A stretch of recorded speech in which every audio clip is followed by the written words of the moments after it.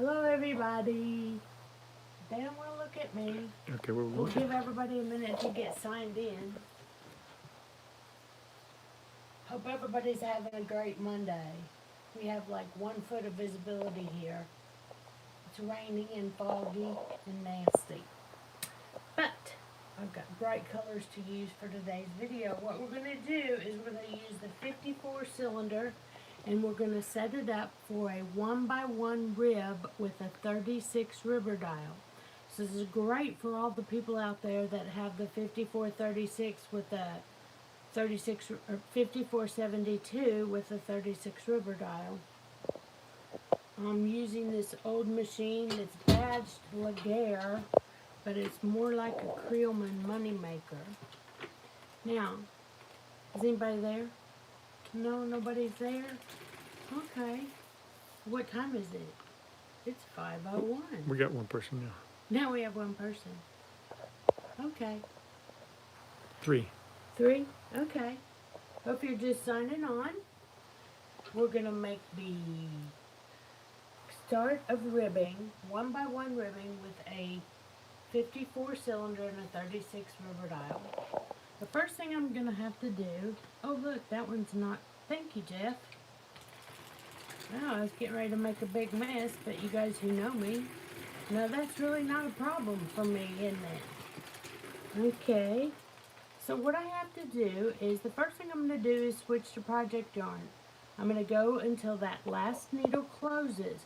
Now to set up for this 1x1 ribbing, it's different than if you have the 72 cylinder. We've got 2 cylinder needles in and then a blank. So it's 2 blank, 2 blank, 2 blank all the way around. Okay? Now, we're going to, since this last needle's closed, I'm going to cut my yarn and I'm going to bring my project yarn in. The last needle, the one right before the red line? Yeah, needle Okay. number 54. That's my half mark right there. Okay. Now, I'm going to bring that yarn in front of needle number 1. Okay?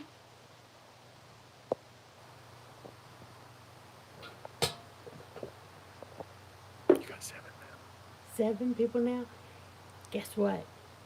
If you whisper, they can still hear you. I know.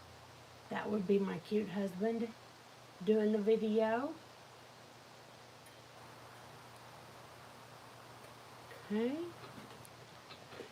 Now, we've done this up close and personal on Sock TV several times. If you're a subscriber. And it's good at Sock TV because I have 4 HD cameras pointing at me at all times, or pointing at the machine, not just one husband with an iPhone. So, the yarn is going, both yarns are going to knit on needle number 1. Now, as soon as I get needle number 1 anchored, I'm going to engage my heel spring. Okay? I'm going to stop at 6 o'clock.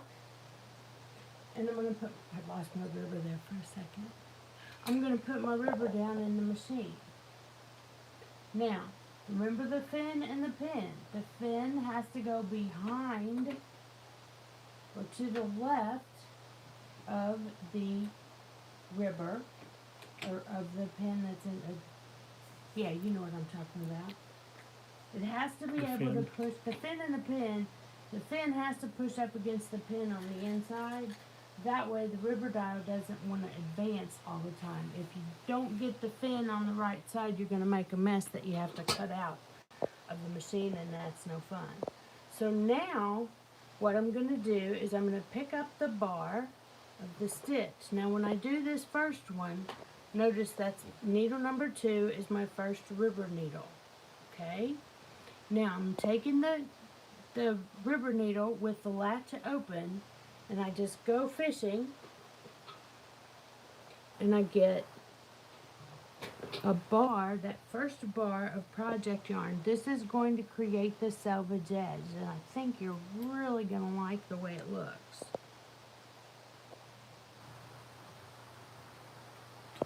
Okay. And I'm going to go in between the 2 needles. See how it goes in between the two needles, and then this is an open spot. This is,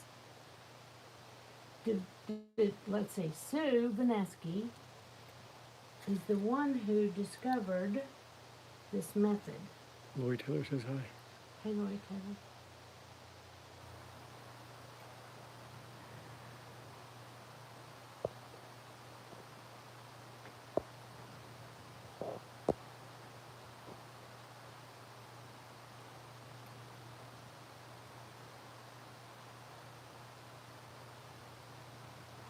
Okay, we're going to crank forward until I get this hook up underneath, or up right to where that last rubber needle is, because then I have all these needles available.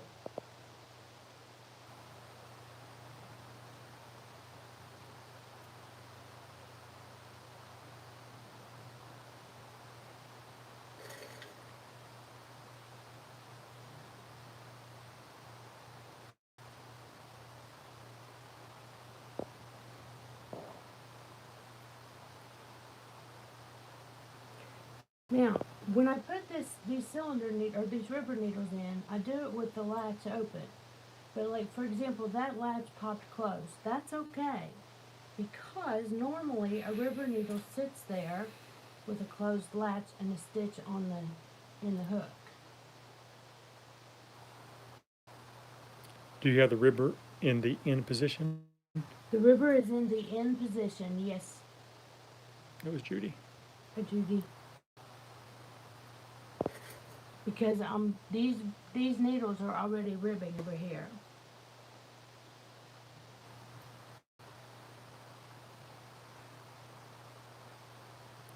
Okay, that's a bad rubber needle. It gets filed. Can I do this with the 5472? Yes, you can do it with the 5472. You're going to use every other slot on your 72 dial. I didn't get the name. Okay. It disappeared. Does it go come and go real fast? Yeah. Whoop. Do what? Mm-hmm. Is my cameraman having technical difficulties? Now, as I crank, this first row is going to be a little tight. But that's good, because that's going to make us a nice, pretty selvage edge.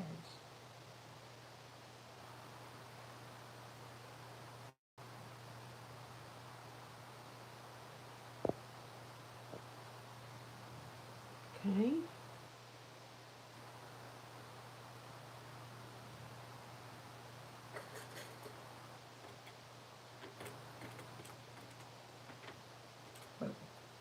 I want to be careful and not jerk it. I want to crank forward slowly and steadily. Now, going fishing for these bars takes a little practice. And I don't want to get any of the yellow waste yarn. It's very important, as always, that your waste yarn is highly contrasting from your project yarn. I always say, get waste yarn in colors that you hate, because you'll never knit with that color.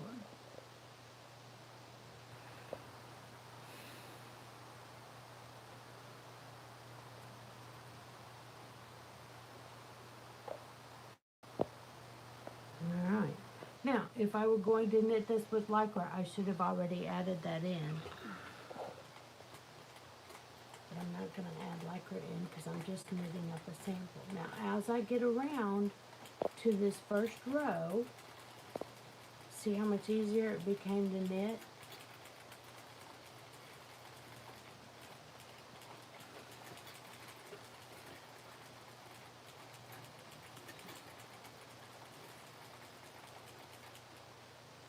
So, no, that's not dropped. That one is. I dropped a ribber stitch. I was just sitting here.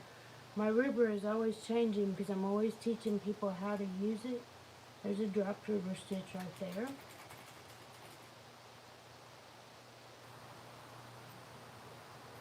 And I think, oh, and there's another one there. I think what my problem is I've got my yarn carrier set too high.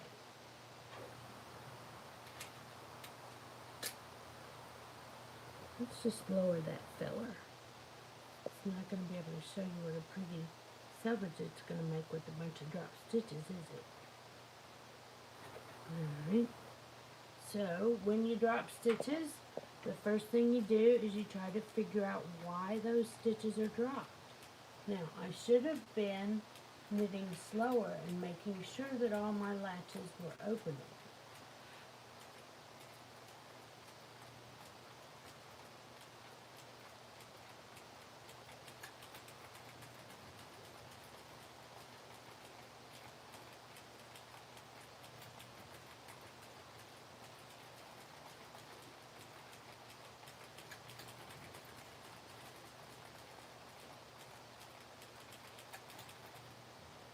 Here's one that done how to stitch.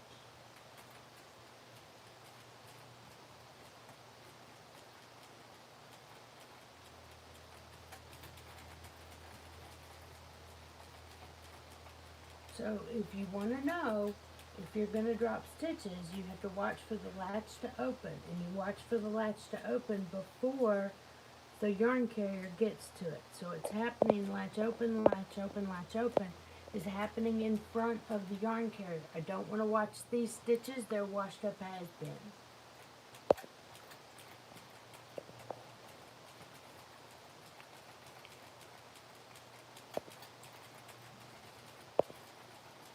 I want to get a few rows done so I can cut it off and show you what this ribbing looks like, because it's really pretty.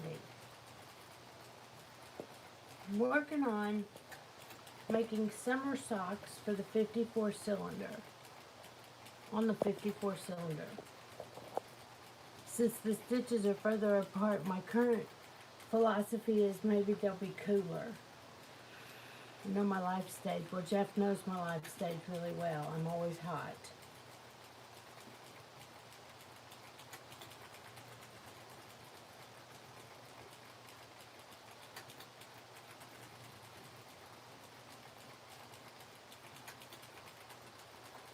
Doesn't anybody have any questions? Well, Well, what? Judy says hi from Australia. Oh, hey, Judy in Australia with the cool pickup truck. Lynn says hello. Hi, Lynn in South Carolina. Denise Warren from Idaho says hi. Denise in Idaho. Lori Taylor from Idaho. Is there a chance you'll ever be in Montana to give classes from Nikki? I would love to be in Montana to give classes. And if you just have a grandkid, I will come and I will teach classes. But I want it to be by that lake that you always see on the Montana tourism ads.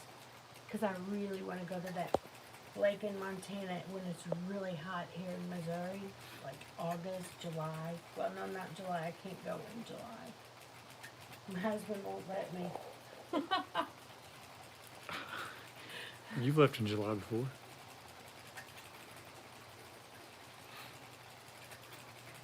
Alright, so can I see my knitting? Almost.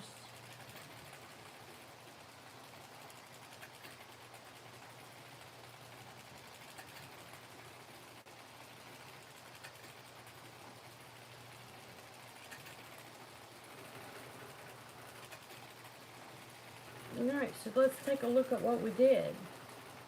Because that was a pretty quick project.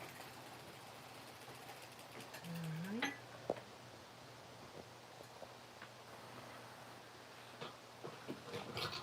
So look at our beautiful ribbing.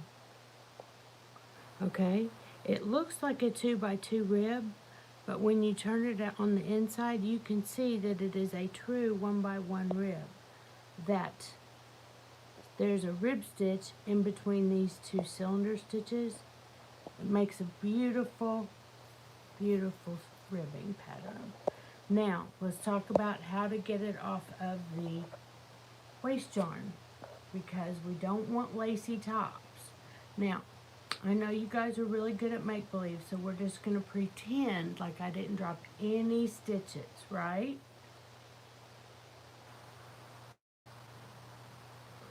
So, what I would do is unravel this waste yarn. It's got caught in the tail. Well, darn it, now I want a ribber. Oh, hold on. Oh, darn it, now I want a ribber. Well, sure. Well, darn it, now I want a ribber. My husband is going to be so happy. That's Lori Taylor. Yeah. The thing of it is, hung hem socks are just fine, okay? But you're going to want, after you manage the hung hem socks, it's a good thing this is a do as I say show, not as a do as I do show, because it's a total wreck. Alright, you're going to want to make rib socks. They're lovely. But there's nothing wrong with the hung hem sock. Okay? And that's a debate. I don't know why this isn't unraveling. It's supposed to unravel. Okay, so once I get down to this top row, here's what I do. Hold on. I pull those final 2 stitches, or those final 2 waste yarn ends, okay? Then I would steam it just with the iron. I don't need a special steamer or anything like that. Then we'll take that out, and you can see what a nice selvage edge that is. Now the thinner the waste yarn, this is a good place and the only place that I will ever tell you it's nice to use crochet cotton. See, there's where I dropped a stitch, but look at how nice that selvage is. Because the thinner the waste yarn, the better your selvage will look. Alright? Then Duke says I'm happy with the hung hem, still struggling with the ribber. Still struggling with the ribber. Well, it's not so hard, but the thing of it is, what you have to remember is you do have to be bad at it before you can be good at it. And when you're making good hung hem socks, it's hard to slow down and make rib socks that are going to be bad for a while. Okay? So, happy cranking, everybody. Thanks for joining me on this rainy, nasty Monday afternoon.